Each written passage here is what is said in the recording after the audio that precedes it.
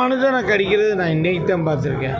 அவ்வளோ பசியா, ஒரு வித்தியாசம் இல்லையா? ஒன்றுமே மனித ஜென்மம் தான். அவன் எங்கள் கட்சிக்காரன் வர்றான்னா நீ வாதாடு எது வேணால் பண்ணு.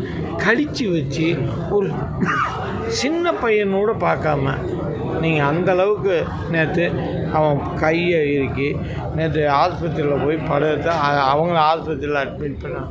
இந்த தேர்தல் ஜனநாயகம் பொறி நடக்குமாங்கிறது தெற்கு தொகுதியில் நடக்குமாங்கிறது எனக்கு சந்தேகம்.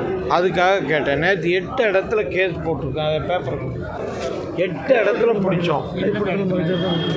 மானாக்கா வீதி, ராமநாதபுரம், சுங்கம், காந்தி நகர், ஹைவேஸ் காலனி, செட்டி வீதி, 80 அடி ரோடு,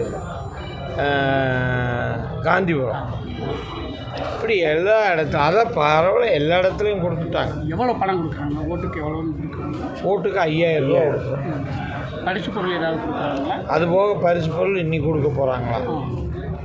ரஜினி நடிச்சு பாக்கியராஜ் பிடிச்சி கொடுப்பேன். அவன் எனக்கு மவுண்ட் ரோட்டில் டாட்டா காட்டிட்டு போகிறான். பிடிச்சி கொடுத்தானே தலைவரை நான் வந்துட்டு வெளியேங்கிறான். அதனால தான் நான் இந்த வாட்டி விட்டுட்டேன். பணம் பிடிச்சி கொடுத்தாங்க சார். சிக்கார்டோடு வச்சுருக்கேன் சார். ஒரு இடத்துல 1,38,000, ஒரு இடத்துல 80,000, ஒரு இடத்துல 50,000, ஒரு இடத்துல 28,000 சார். அதிமுகவோ தேசிய ஜனநாயக கூட்டணியோ இந்த இதில் கால் பண்ணிச்சு. எங்களுக்கு மக்கள் மேலே நம்பிக்கை இருக்குது சார். நாங்கள் மக்களை சந்திக்க தயார் சார். மக்கள் என்ன தீர்ப்பு கொடுத்தாலும் நாம் தலைவணங்குவோம் சார். மக்களுக்காக நாங்கள் இருப்போம் சார்.